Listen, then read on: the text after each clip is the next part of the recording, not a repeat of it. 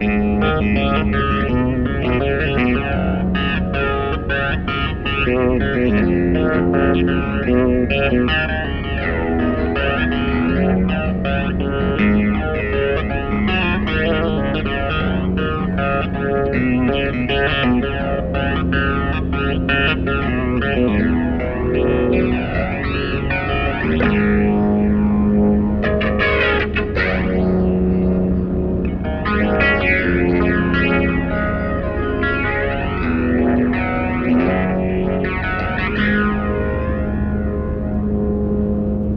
nothing in the world makes me happier than traveling. New places, new people, new things, new stories. It just makes me feel good. It reminds me of my mom's stories. When I was a kid, my mom used to tell me stories. I'd close my eyes and listen to her stories and travel to the land where we came from, which I'd never seen. The place that I'm finally going now.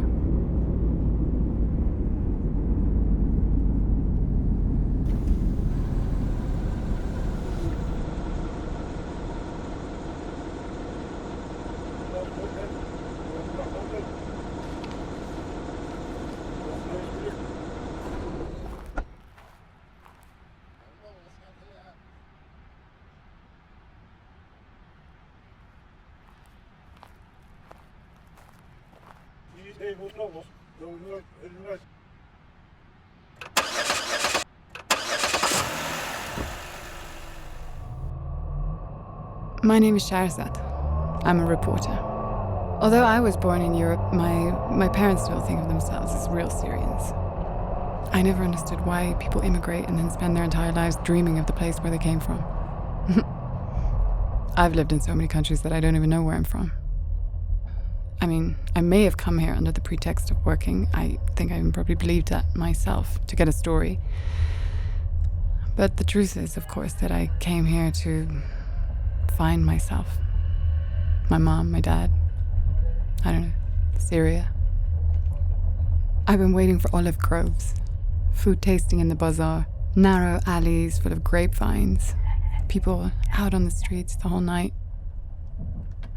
But the further I went,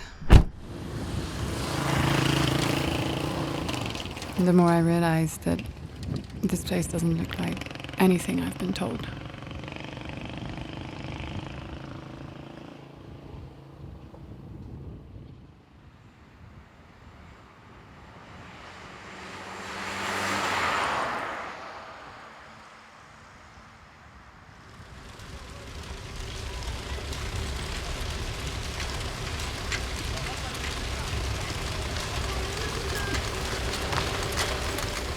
It was just ruins. Endless ruins. I wandered around the ruins in the city, shooting aimlessly. I wanted to know, why is the city like this? What happened? Why? I wanted to know what happened to every single one of these people. Who were they before the war, after the war? When suddenly I just come out of the hotel to buy some cigarettes, and I saw a man dressed in yellow.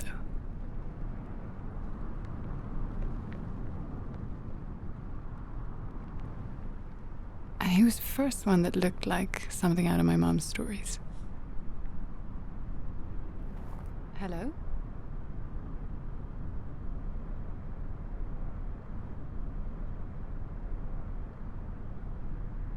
Salam? Hello? Salam? But it was no use. He didn't answer me. Later on, I realized that it wasn't just me. He didn't speak a word to anybody. He hadn't spoken a word for years. At least it was good he didn't mind the camera. And when I understood I wasn't going to get a word out of him, I figured I should ask the other people. اليوم حابين نعرف شو هو السر عن طريق قناة العربية. أنا الرجل الأصفر صار لي شي 12 سنة بعرفه. دائما لبسه هذا هو. يا أخي ما ضل عندكم غير مشكلة الرجل الأصفر. And then I found out that everybody in the city has their own version of the yellow man. I was confused by all the stories, the different stories. I didn't know what to believe. Until I met this old man. No, Not that one. The one on the left. His store was just opposite the place where I'd seen the man in yellow. And I bought some cigarettes. I paid for them, and then I said to him, do you know the man in yellow who was just standing here a couple of minutes ago? He said he's a customer, and his name is Abu Zakur. He's been wearing yellow clothes for many, many years. So I asked him if he'd be willing to explain to me why he's wearing yellow, and he said he was. So I sat down and I listened to him. He said that he hadn't always been in this city. And when he was a teenager, one morning, they were having breakfast and a bomb hit the middle of their house. His whole family died, apart from him. He said that after this, Abu Zakur came to Aleppo and he started working in a greenhouse. The house where Abu Zakur is living now is that greenhouse.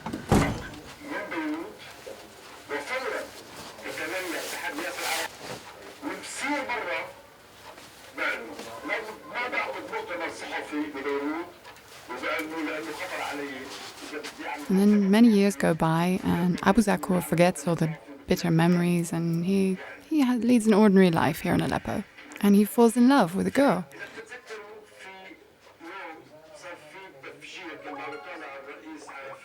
Just like any other boy his age. But when he talks with the girl's family, they don't approve.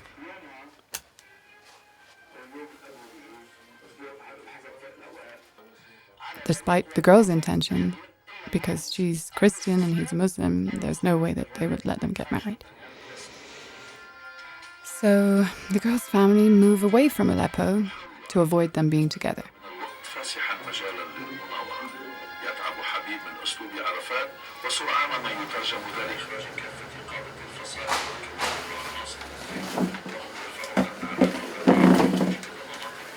Abu Zakur never fell in love again after that. He lived alone with the memory of that girl. The old man said that Abu Zakur started wearing yellow because of this love.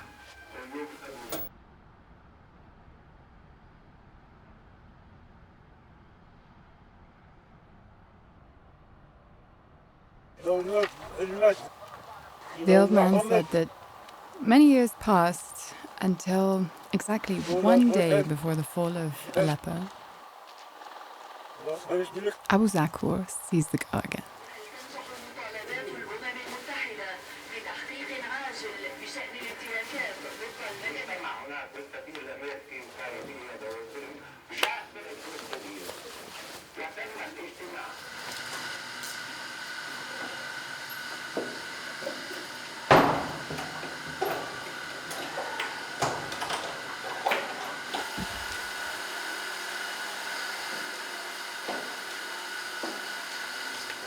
Just like all the masses of displaced people, the girl and her family had fled to Aleppo.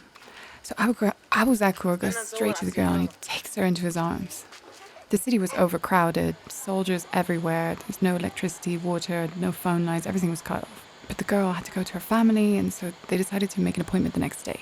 They agreed to meet at noon in the same square, and Abu Zakur said that in order to make it easier for the girl to spot him, he would wear yellow. So the next day, Abu Zakur, with a bunch of flowers in his hands, wearing yellow, walks all the way to the square and arrives there way before noon. And he stands there.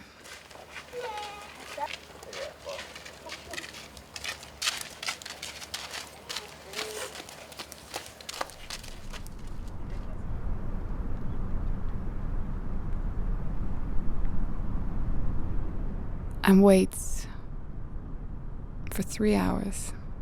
But there's no sign of the girl. He just stood there watching people celebrating the fall of Aleppo to the Free Army.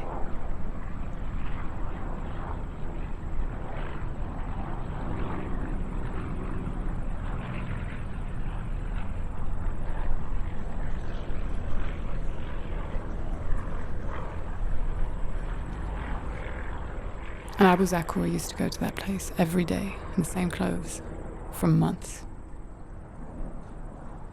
But there's no sign of the girl. From Aleppo to Homs, Homs to Damascus, Damascus to Kobani, he went looking for the girl, wearing the same yellow clothes to make it easier for her to spot him in a crowded place.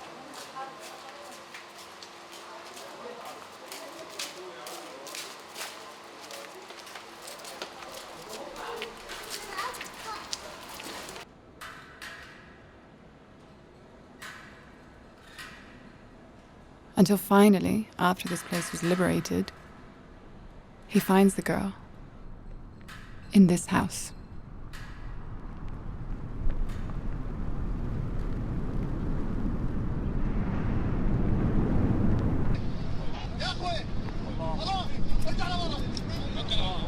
During the retreat from the city, ISIS command ordered for all of the women and children to be killed in the houses, and all of the men to be taken into the desert under the sun, have their clothes taken off, and used as human shields, so that airplanes or drones would recognize them as captives and not bomb ISIS during their retreat.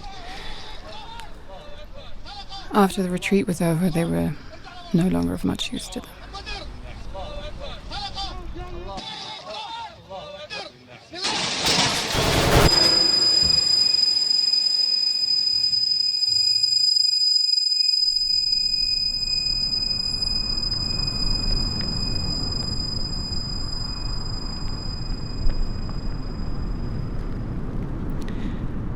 The girl's clothes were there, but she wasn't.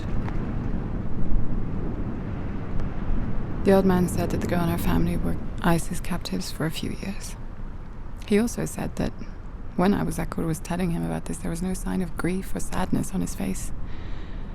On the contrary, he looked happy, relieved. Happy to be relieved of the damn waiting. I told him, I understand why he's wearing yellow, but why doesn't he talk?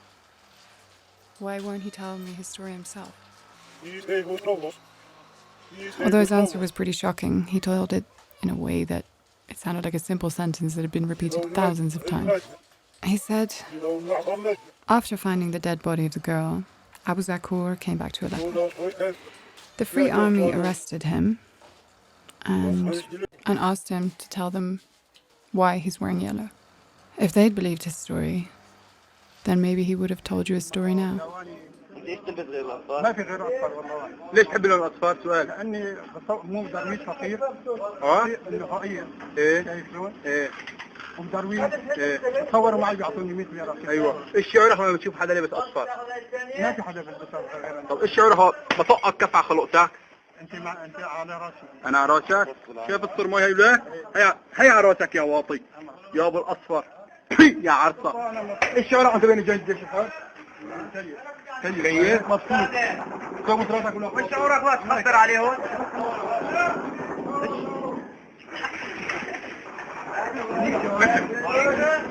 صورني التليفون مع السعدة. هي بعشر عشر. بدك مخوضة انت. بدك مخوضة يا شباب بصور شباب يطلع كلكم الفيديوهات سريع خذوا. مين على كلب؟ الله بعطيك خلص. ايوه اولاد ما بدنا اياك اشتروا لك.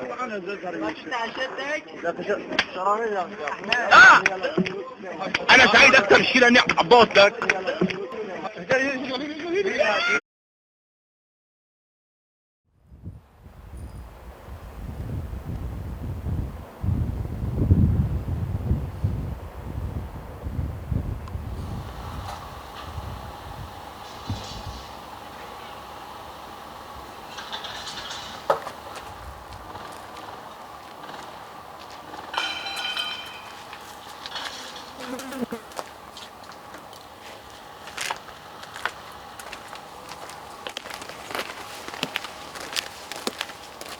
It was after this that Abu Zakur turned into the Yellow Man. A crazy man wearing yellow, walking the streets of Aleppo, not saying a word.